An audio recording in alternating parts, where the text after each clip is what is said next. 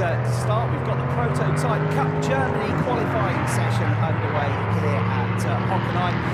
This championship launched in 2022 and second season now for these NMP class cars, all powered by naturally aspirated Nissan Kia engines.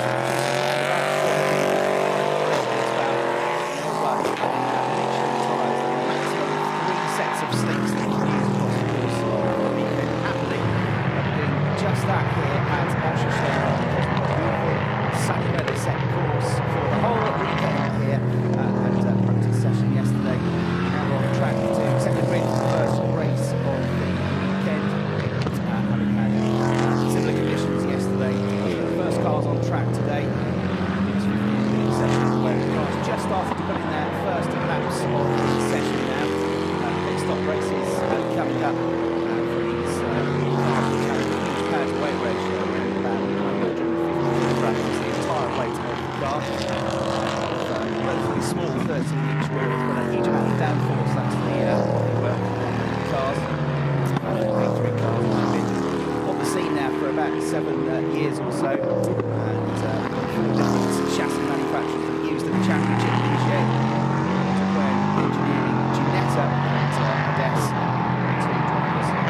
Most of the cars are shared cars with two drivers. Mandatory pit stop for every car in the race.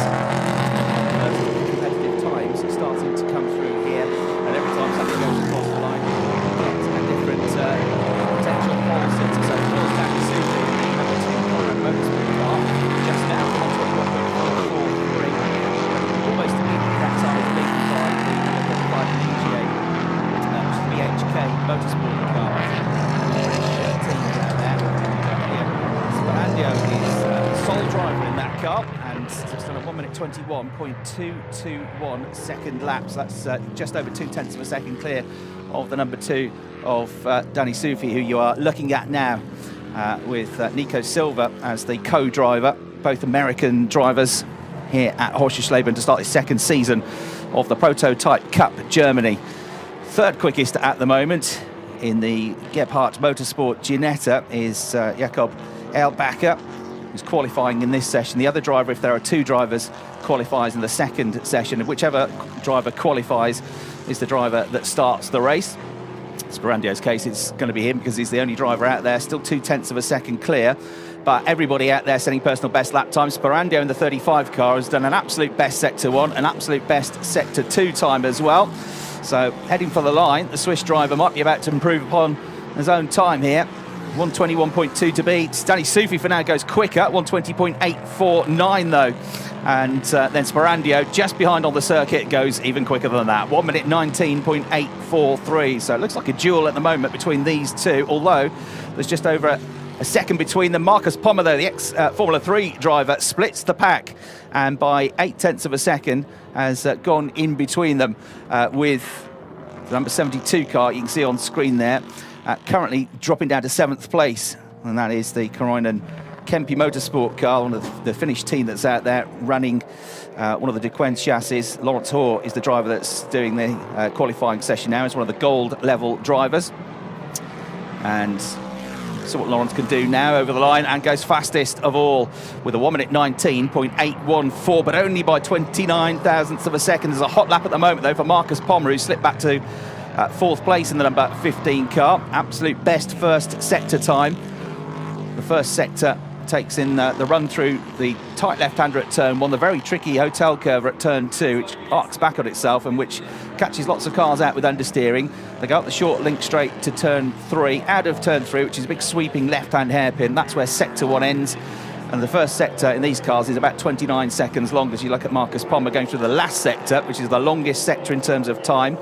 Makes his way to the final corner, just drops a wheel over the curbs and heads for the line now. About to take another lap in, goes second with that one. In between times, we've got another new provisional pole sitter, which is Oscar Tunjo in the number 6 car. Another of the DeQuinn chassis has gone into the 119s now, 119.346. Marcus Pommer's time that we just saw there gets him second place, and he's 83 thousandths of a second adrift. So Lawrence Hoare's gone down to 3rd place. Now Sperandio, who was quickest about 2 minutes ago, he's now suddenly down into 4th place in the 35 car, 77 in the Duquesne, the DKR engineering car, as next up in 5th place, and then in 6th place as it stands is the BWT Muka Motorsport car, which is driven in this qualifying session by Nico Gula.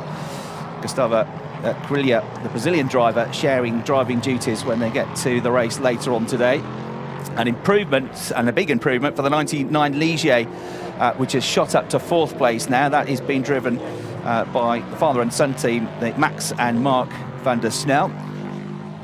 And helpfully it's got M van der Snel on the timing screen, so I can't tell which of the two it is driving because they've both got the same initial. But an improvement as well into 5th place now for the number 14 MRS GT racing car, which is driven by Jan Marszalowski, German driver, going through. We're watching the 77 car, which is just outside the top 6 at the moment, of Robin Rogalski, the Polish driver, going for the line. It's a good lap this. Where will it put him on the grid provisionally? When he comes through, goes 4th, goes up onto the 2nd row of the grid with that. So everybody but one driver out there, which is Sparandio, have just set their personal best lap times on that lap. We've got an absolute best 1st and 2nd sectors for Hoare, has gone to 1st place already, and Lawrence Hoare, the German driver, might be about to go even quicker. A 1:18.953, his own benchmark time to beat. Can he get an even quicker time? It's going to be a 1:18 again. It's a 1:18.4 this time. So terrific first lap, which puts him 6 tenths down, 6 tenths up rather, on Tunjo. A replay, slow motion of the handling of these cars, bouncing around the low slung cars. You get it slightly wrong over those bounces. They're so low to the ground, the car can get unsettled, and that can happen to you. So a slight error there from Rogalski, who's in 5th place at the moment, to go off the road as we go into the final 5 minutes of this session. The Van der Snel car has gone 3rd quickest now with a 1:19.295. Lots of cars understeering at turn 2 over the course of yesterday's practice sessions as well. So that lap is ruined, dirty tyres, but the car will live to fight another day. Into the top 10 for the first time has just gone the number 5 Van Ommen racing car, which is driven in this qualifying session by Gabriela Jakova, the Czech driver. As we see Marcus Pommer getting back onto the front row of the grid with that lap, 1:19.054, but still half a second adrift in that number 15 car. And time beginning to run out now, and what's been a pretty frenetic session for these drivers. Marcus Pommer, 6-time winner in the ADAC GT Masters Championship, dropping a wheel over the curbs there. But personal best 1st sector for Oscar Tunjo as well, who's 3rd at the moment, but looking to get back onto the front row of the grid. Martin Anderson in the pits is going to have to get back out very soon if he wants to get another lap in here, because there's 3 minutes 40 seconds to go. Got to get out around, do most of a lap, and then start a lap before the clock runs out. So here's Oscar Tunjo, started the lap well with 2 personal bests. It should be an improvement. Will it get him into the front row of the grid? Yes, it will, just about.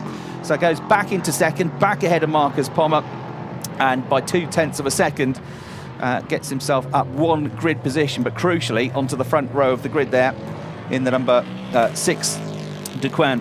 So improvement for Danny Soufi. Not long ago that Danny Soufi was fastest and battling for pole position, but now trying to get back into the top 6. The number 2 car, the Conrad Motorsport car, down in 7th place. Lawrence Hoare is provisionally on pole position with that 1:18.4. So 2 laps in the 1:18s. Time for another couple of laps in this session. Just a little bit down on his own time at the moment, though. First sector was good, but not a personal best. Dropped a couple of, well, 1.5 tenths in that middle sector, but you can get it all back, as Oscar Tunjo now sets a personal best, I can see on the timing screens, through the first sector of 28.995 seconds. So all comes through. Not sure this is going to be an improvement. It's a good lap, but it's a 1:18.7. So that's his 2nd best lap of the session. Into the top 6 has gone number 8 Nico Gula with, off the road there, and in dramas, Sebastian Van Gotzen is not going anywhere soon, so that car looks like it's pulled off with a problem rather than is at an off. So that's being seen to, and the red flags are going to come out with only 2.5 minutes left on the clock. That will probably be that in the session, and that will be frustrating for a couple of drivers that were on good laps there. No, he did go wide. Look, we see on the replay there, and yeah, you can just see the car starting to lose it from that shot. So it sends it out wide, and then, it took out one of the Pirelli marker boards and clipped the front left corner into the tyre stack, and clipped the side of the car, the left side of the car, fairly square on into the barrier. So that car is the reason that we've got the red flag. It's currently 10th place. But we had Oscar Tunja, who was on a good first sector and looking to perhaps challenge for provisional pole position. That's not now, I don't think, going to happen. Driver is okay by the looks of things, and just the officials there and the safety team making sure that the driver is okay. And their confirmation on the screen that the session is not going to be restarted.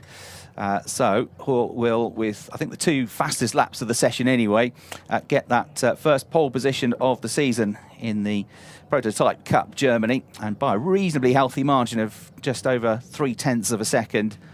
Well, Oscar Tunjo was, as I say, on a pretty good lap prior to that, and possibly about to challenge. Marcus Pommer, who was thereabouts battling for second place all the way through the session. Pommer ended up in 3rd place, and Sperandio, who was one of the, I think, 6 drivers that was on provisional pole at one point or another, was also on a good lap, was on a personal best first sector when the red flags came out. So it was only 0.19 seconds away from being in the top 3, and didn't need much of an improvement to get up there on the inside of row 3 and get ahead of Marcus Pommer. But that's not now going to happen.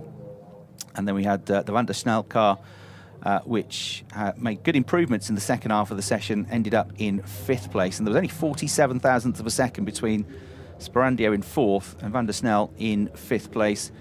And then we had, with a late improvement, just in time, was Nico Gurla, who got the Muki Motorsport car number 8 up into the top 6 in the what were the closing stages of the sessions. Their confirmation on screen, the Hoare Luthen car, with Hoare qualifying and therefore starting the race later on, quickest and on pole position ahead of Oscar Tunjo in 2nd, with a very rapid Julian Apoteles into the car later on. Marcus Pommer qualified the 3rd place car, Sperandio 4th, Van der Snel in 5th, Gurla in 6th, Rogalski 7th, 8th was Sufi, and then you can see Marshalowski there might be a little bit disappointed with what was in the end 9th place. Van Gartsen rounding out the top 10 ahead of Jilkova. Anderson, who pitted early and wasn't on the track at the end of the session. Hilbacher, Steiner and Rohrscheit were the rest of the runners. Everybody getting safely through the session except that one car that had the off that we saw. There were a couple of wide moments, but nothing dramatic. And as we get a super slow-mo of the number 72